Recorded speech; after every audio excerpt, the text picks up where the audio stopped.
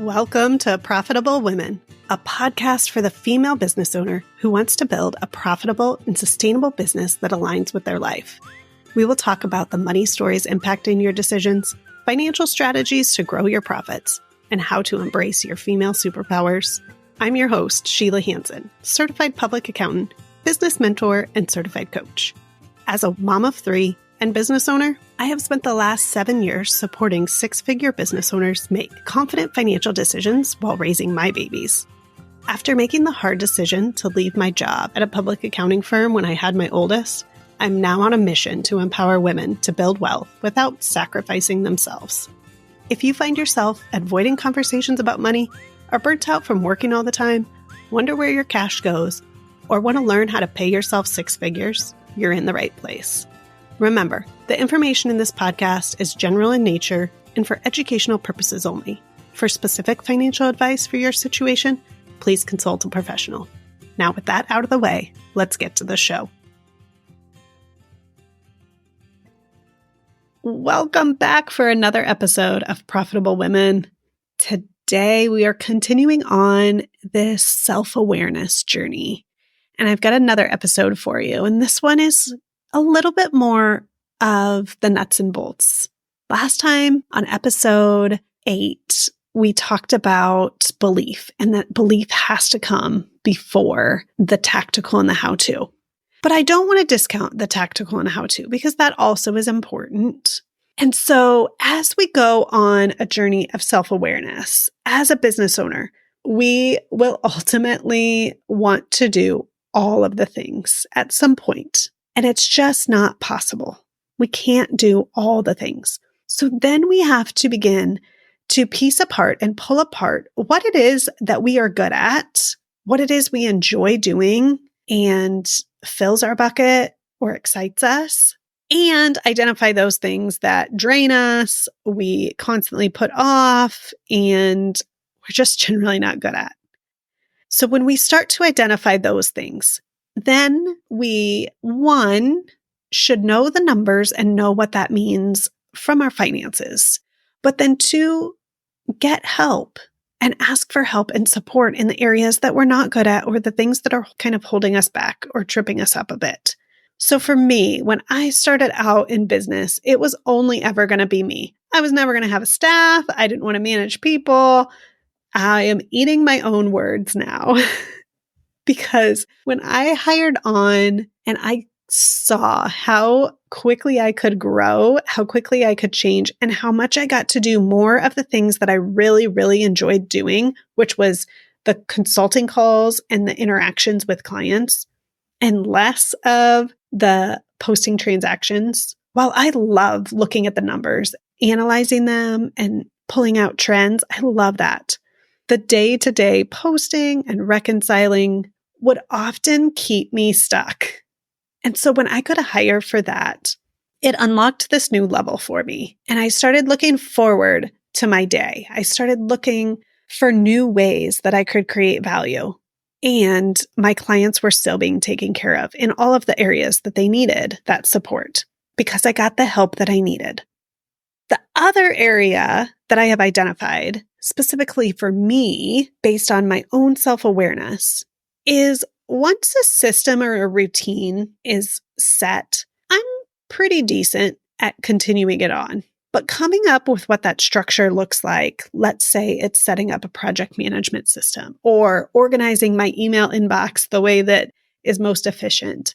When it comes to those things, I get hung up and kind of get stuck in all of the details of trying to sort it all out or think through too many scenarios to get it going. So I have found for me, hiring on the front side of things and the systems and the processes and the structure, I can pay for that one time and then I can maintain it or just utilize it going forward. So maybe I don't need the ongoing maintenance, but I need that help initially with the structure. So that is what self-awareness does for us. Where do we get hung up in various aspects of our business?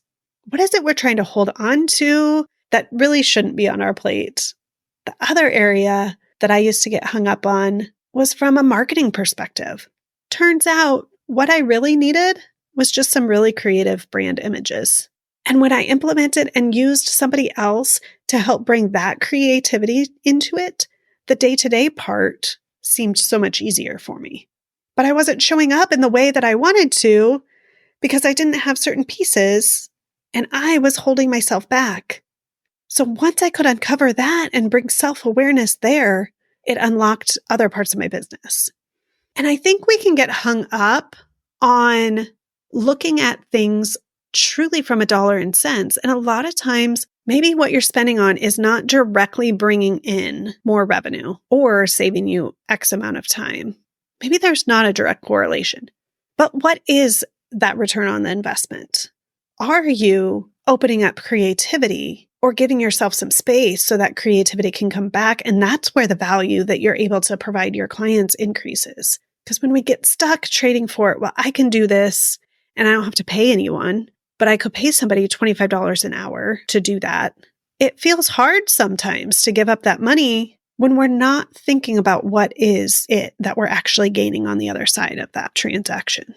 So when I could pay a bookkeeper and not only provide for them in the current moment, but the way that I went about it was hiring part-time college students who are in accounting and helping foster the future generation of accountants. When I could pay that and move my time and what I was working on to consulting and value creation and doing things like this podcast, it unlocked a new level for my business. But it wasn't direct dollar for dollar that I noticed right away. It was shifts and changes that happened over time. So we spend a lot of time with clients digging into that. What are those roadblocks and hurdles? Are you the only one that could do that? Or is it possible somebody could do it better? And our brains are really good at telling us we're the only one. Nobody else possibly could do it like we do. And I'm here to tell you, I used to believe that very strong in my core, and I no longer do. I now know there are people out there that are better at certain aspects than I am. And when I lean on them, it changes things for me and my clients and my business and the results that we're getting. And the other can be true. We could be offering too wide of range of services and therefore hiring out in ways that it's actually not providing a return. So that is the power of really knowing what it is our ultimate goal is, what it is we are good at, what it is we should hire out at, but then also looking at where the value is for our customers in that and making sure there's alignment in what we're paying for that support and what we're receiving. Hey there, fellow female business owner. Are you tired of sifting through endless articles, resources, and scrolling social media just to find the nuggets of wisdom that actually apply to your journey? Well, I've got something just for you. When you join our weekly email list, you will receive a go-to resource with actionable tips, inspiring stories, and valuable insights tailored specifically for women entrepreneurs like you. Each week, we deliver a dose of empowerment straight to your inbox, covering everything from mastering your money mindset to navigating the ever-changing landscape. Join other like-minded women who are leveling up their business and living their dreams. Sign up for the weekly email today, and let's conquer the business world together. Head on over to the show notes and find the link for you to enter your email address to get started. You'll be the first to hear about upcoming masterclasses and have weekly action items to contribute to your success. Sign up today. I am just so excited to be on this self-awareness journey. It is not something that is easy, and it's taken multiple personality tests or tools to really figure out what that means for me as a business owner. And I think it's so important for you as a business owner to dig into that, to dig into what makes you you, why you versus somebody else, why your business versus another one. Why would somebody pick you? And when we bring that self-awareness in, then we can begin to piece together a business that is sustainable and profitable, which is the goal for all of us. So I ask you today, Where are you getting in your own way? If you could get some support, which tasks would you get support for? Which areas within your business? Maybe it's not direct support and somebody is taking that off your plate. Maybe it's training. Maybe it's education. One of the areas that I didn't realize that if I spent a little time on and utilized some resources, that it would unlock a different thing is the area of sales, right? We get into business. Maybe we're not actually salesmen. Most of us probably aren't. We have some other craft that we are really good at. But when we are business owners, sales are part of it. But what if we weren't taught that? What if we didn't know that? What if we don't know the best tactics? Going back to episode 8, belief is important, but the actual how-to of sales is also important. So what if we just invested in an area like that and we got some support to layer on and increase our skill set? That might not be having a salesperson come into your business and take over the sales process for you, but it could be adding in new value for you. So I encourage you to just keep getting curious. Where are the roadblocks in your business?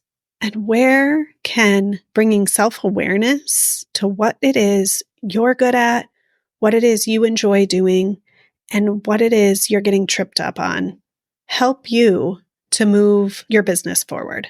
We'll chat again next week.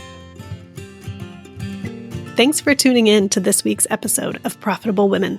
Make sure you never miss an episode by hitting the follow button in your favorite podcast player. And things are always easier when you talk about them with a friend, so be sure to share this episode with them. If you're looking for more ways to grow your financial confidence, head to the show notes for a link to subscribe to our weekly email. Until next time.